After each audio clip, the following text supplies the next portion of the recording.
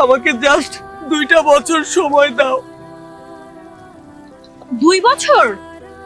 2 বছর পর কি হবে আয়ান? তুমি হঠাৎ করে কোটিপতি হয়ে যাবে?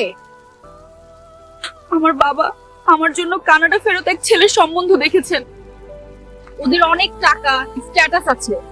তোমার সাথে রাস্তায় রাস্তায় ঘুরে আমার জীবন নষ্ট করতে পারবো না। এই ভাঙা ঘড়ি আর সস্তা আংটি নিয়ে নিজের লেভেলের কাউকে খুঁজে নাও। Good by.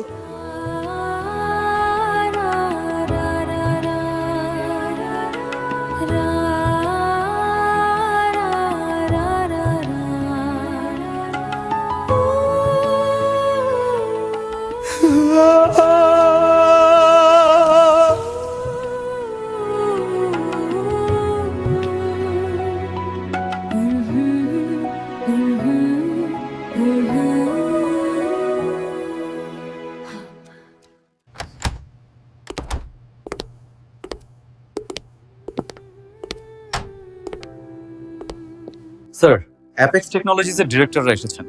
ওদের কোম্পানি তো পুরোপুরি ব্যাংকরাপ্ট হওয়ার পথে। ওরা চাইছে আপনি ওদের কোম্পানিটা কিনে নিয়ে ওদের দেনা থেকে বাঁচান। ওদের বসিয়ে কফি দিন, আমি আসছি। জি স্যার।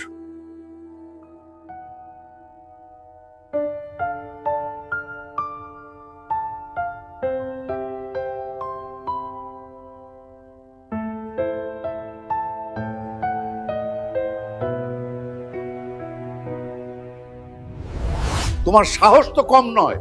এই ছেঁড়া শার্ট আর 2 টাকার যোগ্যতা নিয়ে তুমি আমার মেয়েকে বিয়ের স্বপ্ন দেখছো? আঙ্কেল, আমি রিয়াকে ভালোবাসি। আমাকে একটু সময় দিন, আমি একটা চাকরি খুঁজছি। আমি ওকে সুখে রাখবো। সুখে রাখবে? কি খাইয়ে? তোমার নিজের 3 বেলা খাওয়ার ঠিক নেই, তুমি আমার মেয়েকে রাজরানী বানাবে? বের হও আমার বাড়ির থেকে।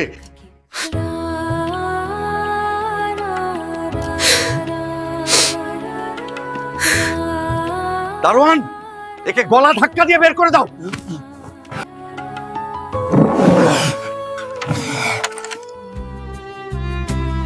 একটা গোলাপ লাল রঙে লুকিয়ে আছে কথা হাজার, তোমার খোপায় সাজিয়ে দিয়ে বলতে চাই তুমি আমার। পাগল একটা, শুধু তোমার জন্য। মুহূর্তগুলো চিরদিন কি থাকবে বলো? ইস, একদম বাচ্চাদের মতো খাচ্ছ। তুমি খেয়াল রাখবে বলেই তো। সময়টাকে থামাই চলো, সময়টাকে থামাই চলো। যদি কোনোদিন এই পথ এই সময় তবুও তুমি ধুই তোমারই হয়। আমরা সবসময় এভাবেই থাকবো, তাই না আয়ান? সব সময় রিয়া, আমি কথা দিচ্ছি।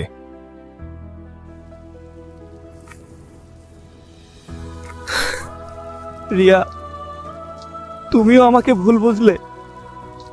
তুমি তো জানতে আমার অবস্থা।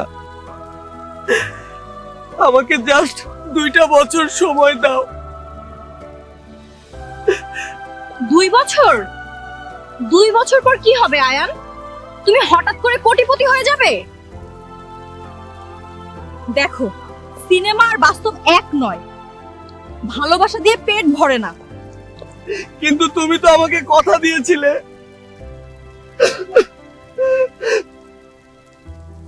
ভুলে যাও সেই কথা। আমার বাবা আমার জন্য কানাডা ফেরত এক ছেলের সম্বন্ধ দেখেছেন। ওদের অনেক টাকা, স্ট্যাটাস আছে। তোমার সাথে রাস্তায় রাস্তায় ঘুরে আমার জীবন নষ্ট করতে পারবো না। এই ভাঙা ঘড়ি আর সস্তা আংটি নিয়ে নিজের লেভেলের কাউকে খুঁজে নাও। Good by.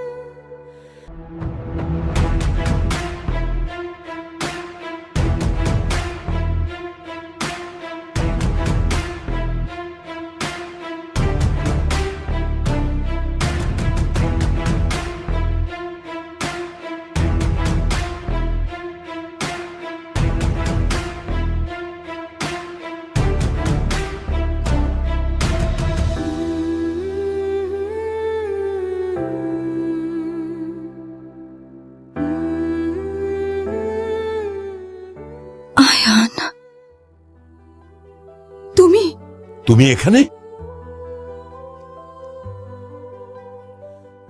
বসুন মিস্টার চৌধুরী আর রিয়া, প্লিজ সিট ডাউন।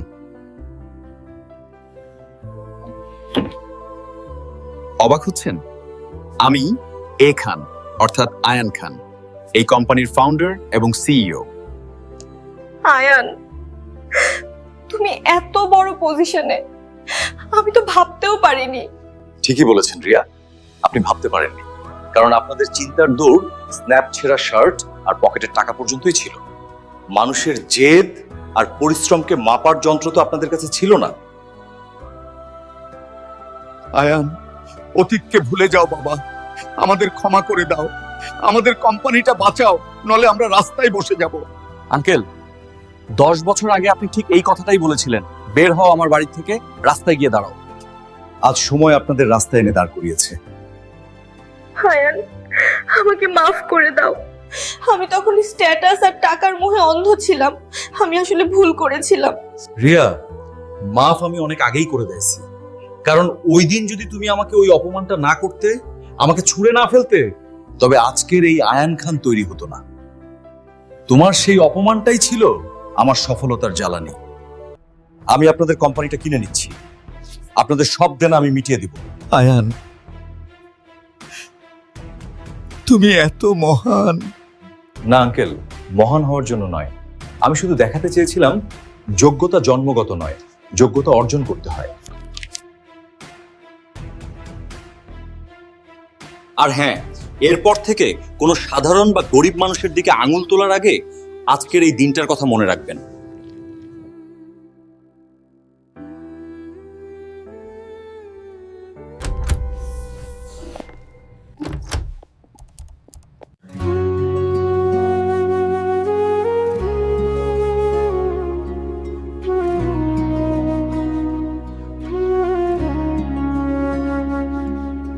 হলুদ পাঞ্জাবি আর রিকশার বাঁশ, বুড়ি গঙ্গার তীরে চেনা সেই হাঁকা, সন্ধ্যার আলোয় চুলে তোমার আদর, সেই দিনগুলো সব যেন এক চাদর।